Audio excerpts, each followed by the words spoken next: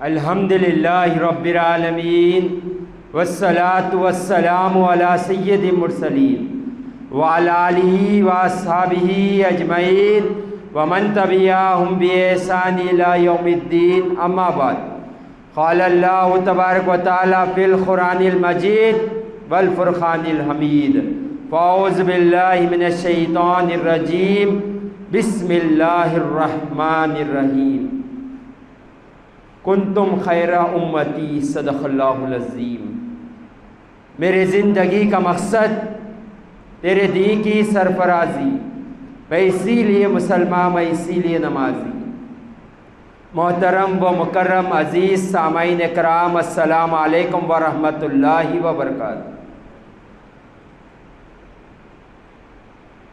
اللہ تعالیٰ نے دنیا میں نہ جانے کتنے مخلوق کو پیدا کیا ہے، ہم شمار نہیں کر سکتے کہ اللہ نے کتنے مخلوق کو پیدا کیا۔ اتنی مخلوق ہے اللہ تعالیٰ کی، اگر ہماری ساری زندگی بھی گزار دے اور مخلوق کو گننے بیٹھے، ہماری زندگی کم ہو جانا، اللہ کی مخلوق ختم نہیں ہوگی۔ اللہ نے اتنی مخلوق کو اللہ نے پیدا کیا۔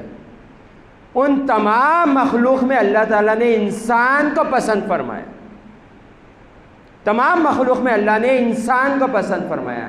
اس کی دلیل اللہ خود قرآن میں فرماتا ہے، میں اب زمین پر اپنا نائب، اپنا خلیفہ پیدا کرنے آیا۔ کون ہے وہ؟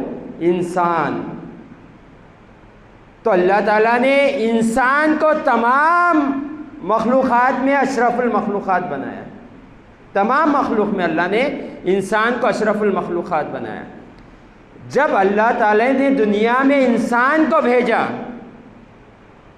تو اللہ تعالیٰ نے وقتاً فوقتاً جب اپنے بندوں میں بگاڑ نظر آیا اللہ تعالیٰ کو، وہ بندے اپنے رب کی نافرمانی میں آ گئے، نفس و شیطان کے نقش ختم پر چلنے لگے، تو اللہ تعالیٰ نے انبیاء اکرام کو بھیجا۔ جاؤ میرے بندے راہ راست سے ہٹ رہے ہیں، انہیں راہ راست بتاؤ۔ جاؤ میرے بندے میرے نافرمان ہو رہے ہیں، بتاؤ رب کے فرما بردار ہو جاؤ۔ جاؤ میرے بندے نفس و شیطان کے نقش قدم پر چلے، بتاؤ یہ دونوں آپ کے کھلے دشمن ہیں۔ تو اللہ تعالیٰ نے وقتاً فوقتاً ایک ایک نبی کو بھیجا گیا۔ اللہ تعالیٰ نے کم و بیش 1,24,000 انبیاء کو دنیا میں بھیجا تاکہ انسان کو ہدایت عطا کرے، حق کا راستہ بتائے، باطل سے ہٹائیں بول کر اللہ تعالیٰ نے کم و بیش 1,24,000 انبیاء کو بھیجا۔ تو اس سے پتہ چلتا ہے جس قوم کے طرف انبیاء آتے وہ ان کی امت ہوتی ہے۔ تو اس سے پتہ یہ بھی چلتا ہے کہ اس دنیا میں کم و بیش 1,24,000 امتیں آئی ہیں۔ تو ہم جب غور و فکر کرتے ہیں، ہم تمام امتوں پر نظر کرتے ہیں، تمام امتوں پر غور و فکر کرتے ہیں، نظر کرتے ہیں، تو پتہ یہ چلتا ہے کہ اللہ تعالیٰ نے ہر نبی کو ایک کمال کے ساتھ بھیجا، ایک امت ایک کمال کے ساتھ بھیجا اللہ تعالیٰ نے۔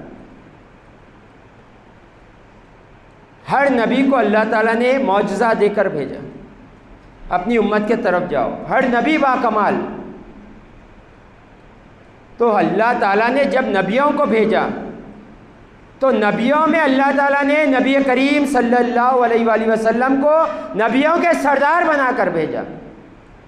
تو اس سے پتہ چلتا ہے جو نبی سردار ہوتا ہے اس کی قوم بھی سردار ہوتی ہے۔ تو حضور پاک صلی اللہ علیہ وآلہ وسلم کی وجہ سے ہمیں بہترین امت کا ٹائٹل دیا گیا، ورنہ آپ دیکھیں گے ایسا ہمارا کوئی کام نہیں ہے جس کی وجہ سے ہمیں بہترین امت کہا جائے، نہ ہم ایسے رنگت والے جس کی وجہ سے بہترین امت کہا جائے، نہ ہم اتنے اللہ اور رسول کے فرما بردار ہے کہ ہمیں بہترین امت کہا جائے۔ تو غور و فکر کرنے کے بعد ایک ہی پتہ معلوم ہوتی ہے، ایک ہی بات معلوم ہوتی ہے کہ یہ نبی کریم صلی اللہ علیہ وسلم کے واسطے وسیلے سے ہمیں اللہ نے بہترین امت قرار کر دیا۔ اگر کوئی یہ سوچ رہا ہے کہ نبی کریم صلی اللہ علیہ وآلہ وسلم کی امت عبادت میں آگے، یہ غلط ہے۔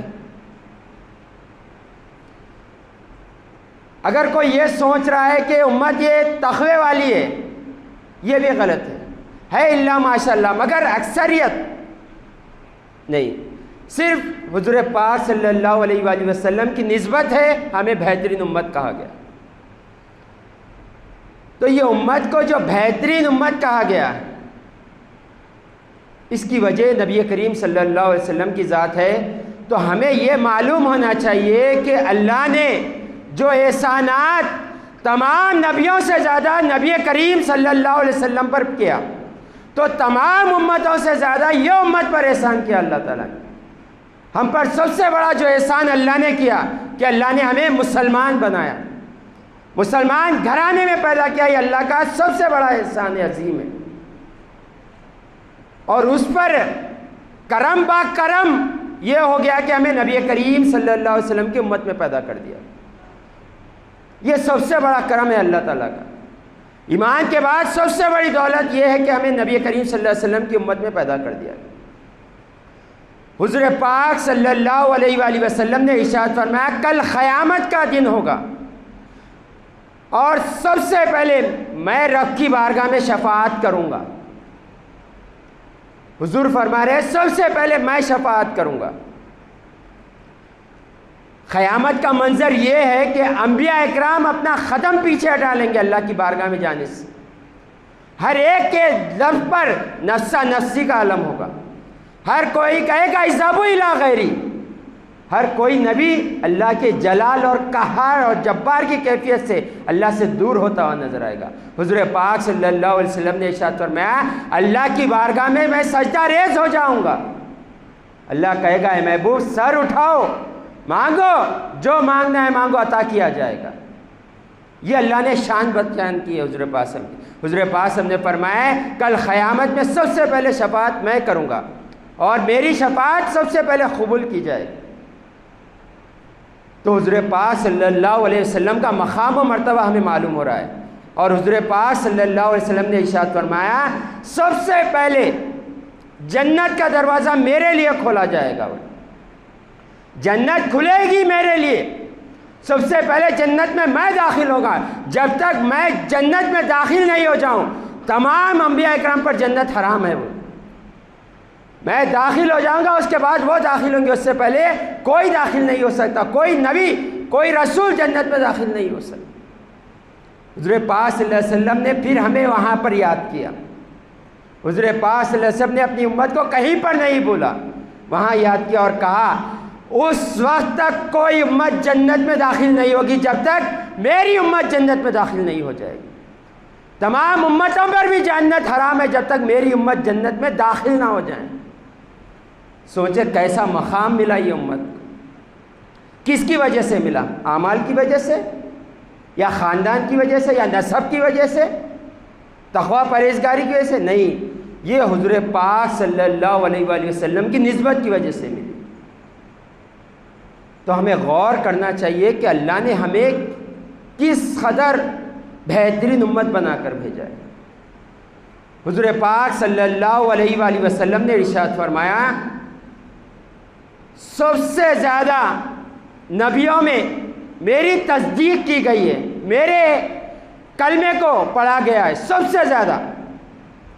حضور پاک صلی اللہ علیہ وآلہ وسلم نے فرمایا سب سے زیادہ میری تصدیق کی گئی ہے۔ کئی انبیاء اکرام ایسے گزرے جن میں صرف ایک شخص ایمان لے کر آیا،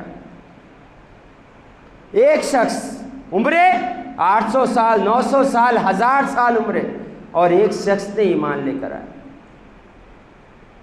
یہ حدیث کو اپنے پیش نظر رکھے وہ مبلغ جو دین کا کام کرتے ہیں، جو دین کی تبلیغ کر رہے ہیں، دین کی خدمت کر رہے ہیں، وہ اپنے پیش نظر رکھے کون ہے یہ نبی کریم صلی اللہ علیہ وسلم نے فرمایا انبیاء اکرام جنہیں دیکھ کر لوگ اسلام قبول کر لیتے، وہ ساری زندگی اگر دین کی تبلیغ کرے تو اللہ نے ان کے ہاتھ پر ایک کو ہدایت عطا کر۔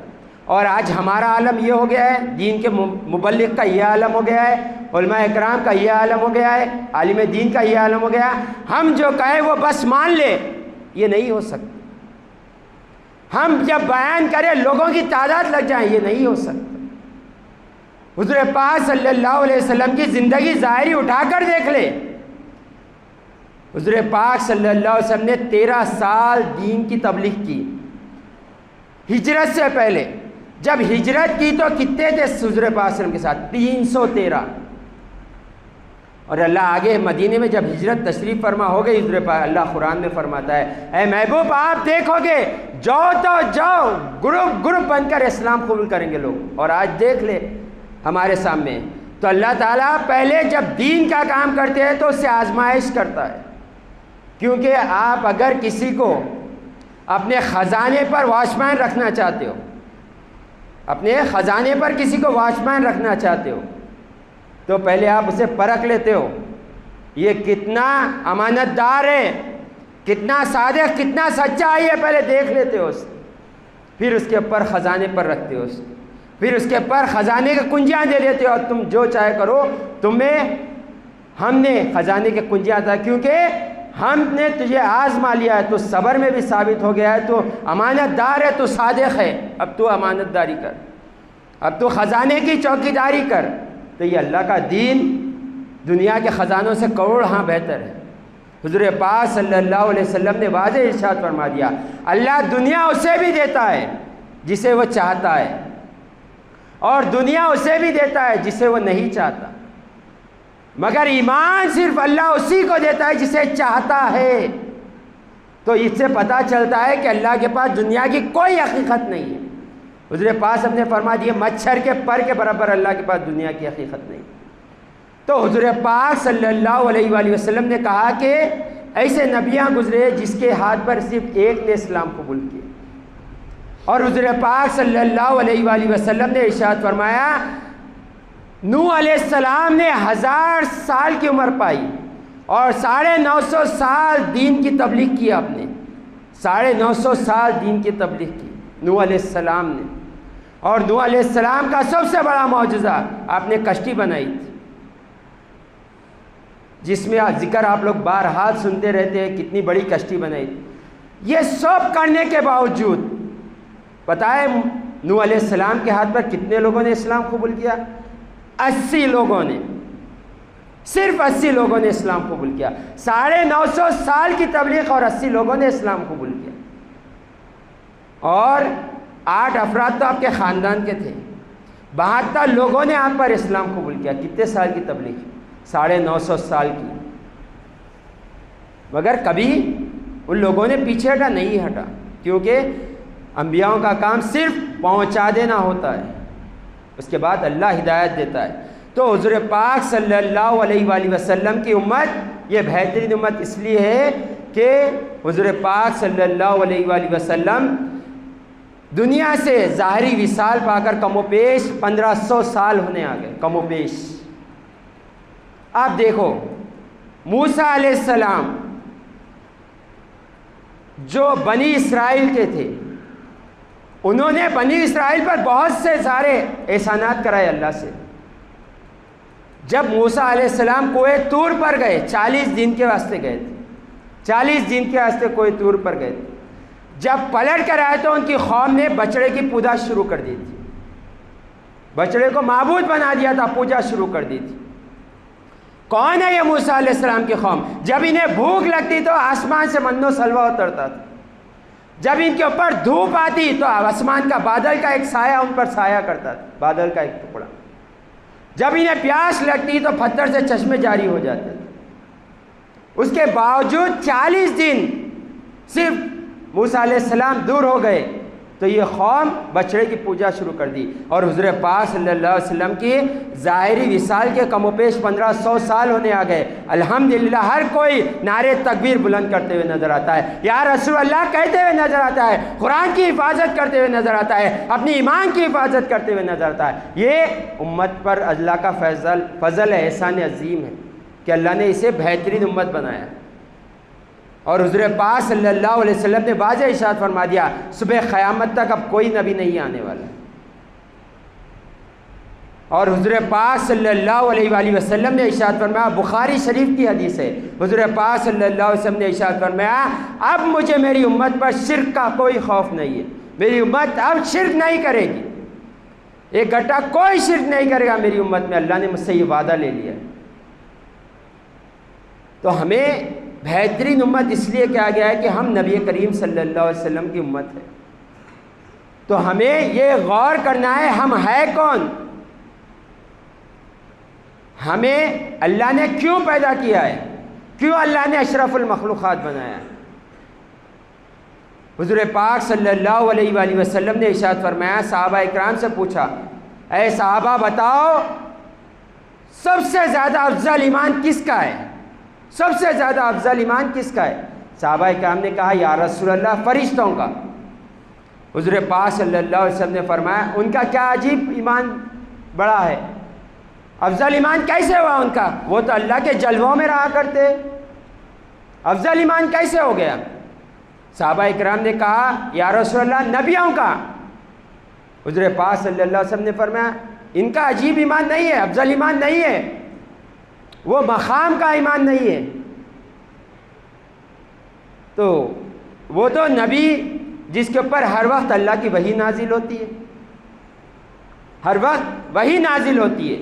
تو صحابہ اکرام نے کہا یا رسول اللہ ہمارا، تو حضور پاک نے فرمایا تمہارا ایمان عجیب کیسا ہے، تم تو ہمیشہ میرے ساتھ ہوتے ہو، میں چاند کو ٹکڑے کرتا ہوں تم دیکھتے ہو، میں سورج کو پلٹاتا ہوں تم دیکھتے ہو، درخت کو بلاتا ہوں تم دیکھتے ہو، تمہارا ایمان عجیب کیسا ہے؟ حضور پاک صلی اللہ علیہ وسلم سے صحابہ اکرام کہنے رہے رسول اللہ آپ بہتر جانتے۔ تو حضور پاک صلی اللہ علیہ وسلم نے فرمایا وہ میری امت جو مجھے دیکھی نہیں ہے اور میرے اوپر ایمان لائے ان کا ایمان عجیب ایمان ہے۔ اور حضور پاک صلی اللہ علیہ وسلم نے ارشاد فرمایا اے صحابہ مبارک ہو تمہیں ایک مرتبہ کہ تم نے مجھے دیکھ لیا اور ایمان لے کر آئے، اور مبارک ہو 7 مرتبہ ان لوگوں کو جنہوں نے مجھے دیکھا نہیں مر ایمان لے کر آئے۔ تو ہمیں خوشخبری دی جا رہی ہے، تم بہترین امت کہا جا رہا ہے۔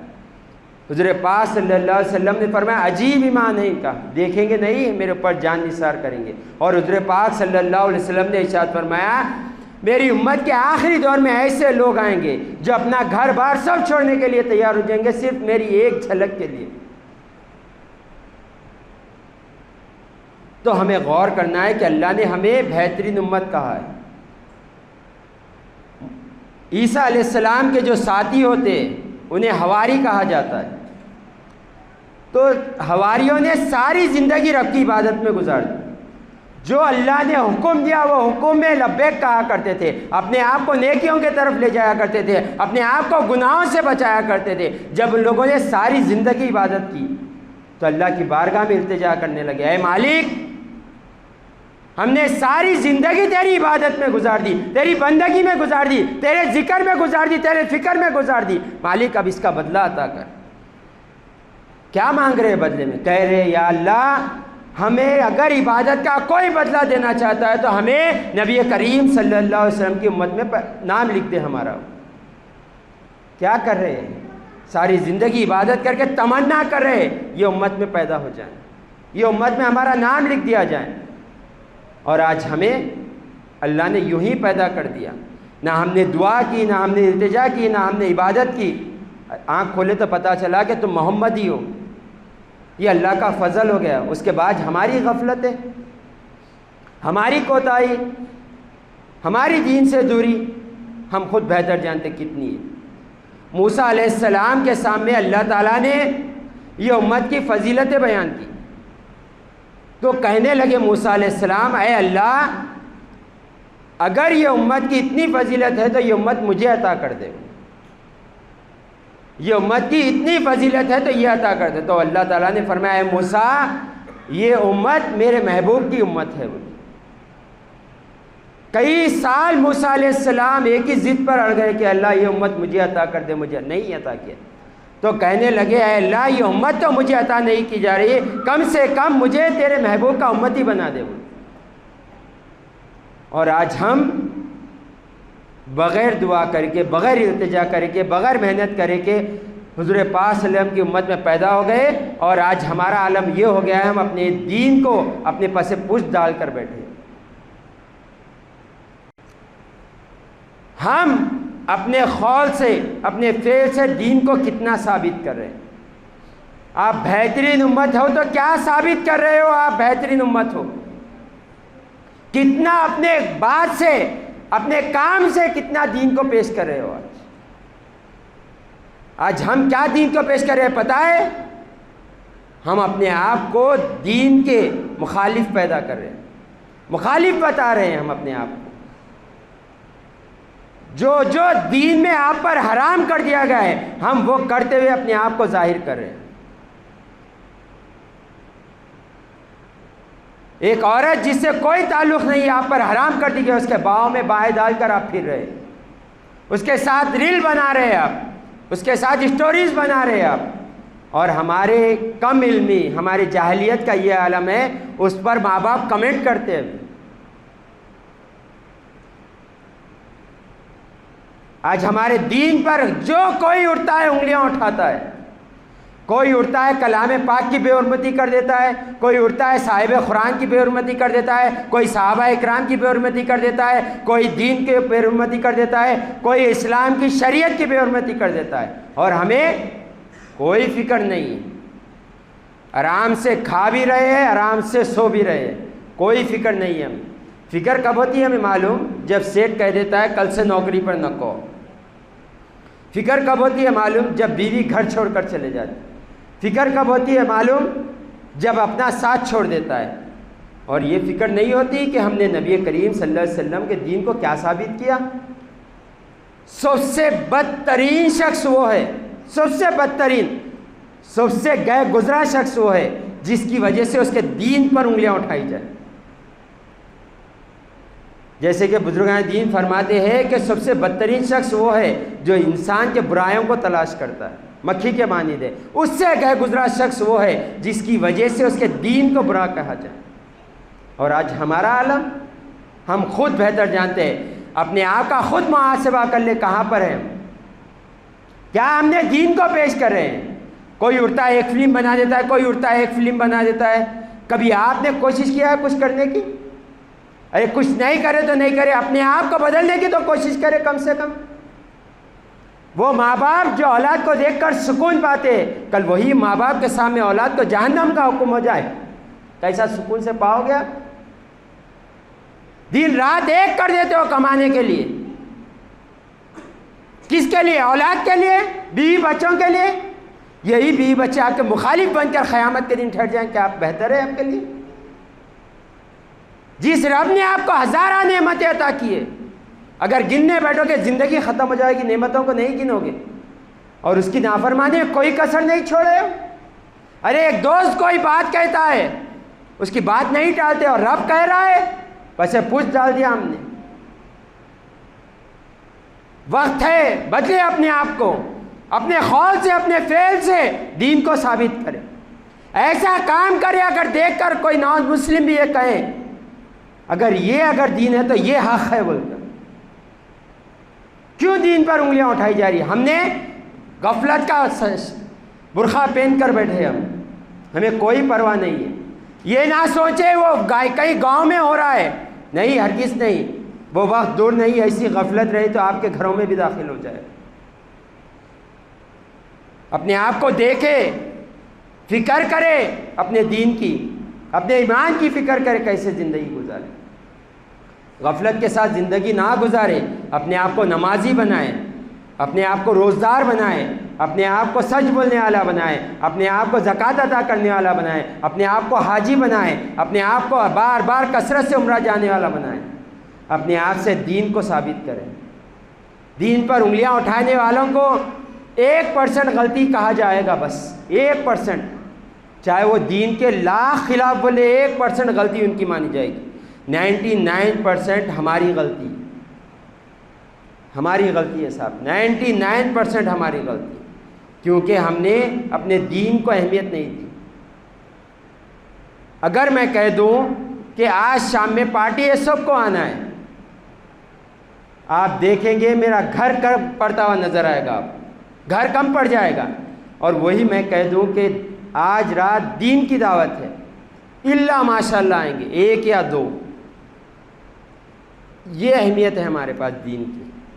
اللہ قرآن میں کیا فرماتا ہے معلوم؟ والذین آمنوا اشد حبا للہ، اور ایمان والے سب سے زیادہ اللہ سے محبت کرتے ہیں۔ یہ پتہ کب چلتا ہے معلوم؟ ایک طرف دنیا کا کام ہو اور ایک طرف دین کا کام ہو تو آپ دیکھ لیں جس کو ترجیح دے رہے ہیں اس سے محبت ہے آپ۔ اگر دنیا کو ترجیح دے رہے ہیں تو سمجھ جائیے ہمارا ایمان ابھی مضبوط نہیں ہوا ہے، ابھی ہم ایمان کی حفاظت کرنے والے نہیں بنے۔ اگر دین کی آپ ترجیح دے رہے ہو تو سمجھ جائیے اللہ تعالیٰ نے جو بندوں کی فضیلت بیان کی، ایمان والوں کی فضیلت بیان کی، الحمدللہ میں اس میں موجود ہوں۔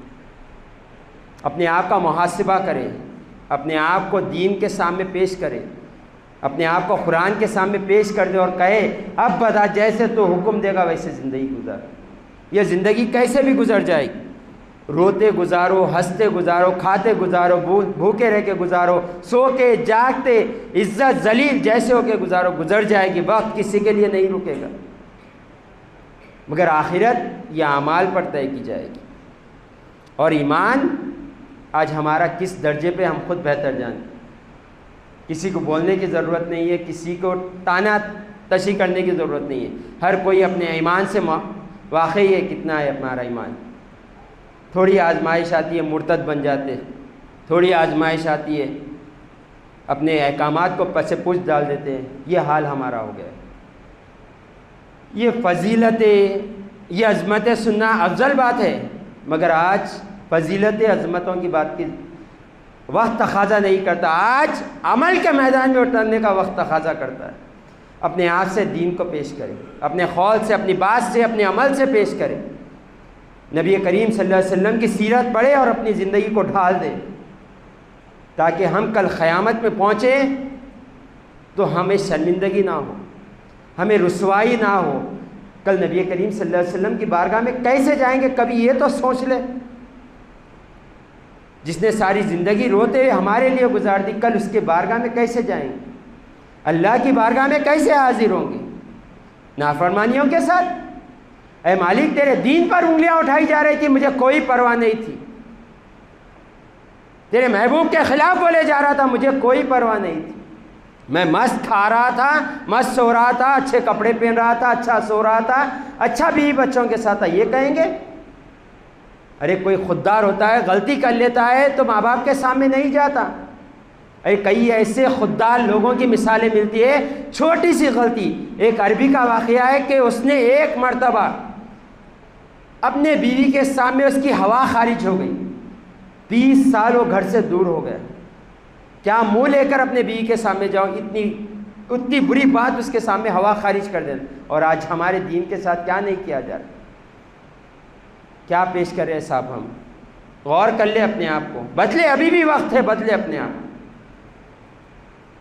نہیں بدلو گے بڑا پچھتاؤ گے۔ اللہ سے دعا کرتے ہیں اللہ ہم سب کو تیرے اور تیرے محبوب کے بتائے ہوئے طریقے میں زندگی گزارنے کی توفیق عطا فرما۔ یا اللہ ہم سب کو دین کا خادم بنا دے، دین کا محافظ بنا دے۔ یا اللہ ہم سب پر رحم و کرم فرما۔ یا اللہ ہمیں دین کی خدمت کرنے کی توفیق عطا فرما۔ یا اللہ ہم سب کے حال کو تو بہتر جانتا ہے۔ یا اللہ جتنے موجود ہیں سب کے حال کو تو بہتر جانتا ہے۔ یا اللہ سب کی تمام دلی جائز مرادیں پوری عطا فرما، سب کو ذہنی سکون عطا فرما، سب کو دلی سکون عطا فرما، سب کے گھروں میں سکون عطا فرما۔ یا اللہ جو دنیا سے گزر گئے اللہ انہیں جنت الفردوس میں اعلیٰ اعلیٰ مقام عطا فرما، جو موجود ہے اللہ سب کو صحت کے ساتھ عمر درازی عطا فرما، ایسی عمر عطا فرما جس میں تو اور تیرا محبوب راضی ہو جائیں، ایسی زندگی راضی عطا فرما جس سے تو اور تیرا محبوب راضی ہو جائیں، ایسی زندگی عطا فرما۔ ہم سب کو حج کی سعادت نصیب فرما، بار بار عمرہ جانے کی توفیق عطا فرما۔ یا اللہ ہمیں اپنے آپ کا روز محاسبہ کرنے کی توفیق عطا فرما۔ وآخر دعوانا الحمد للہ رب العالمین۔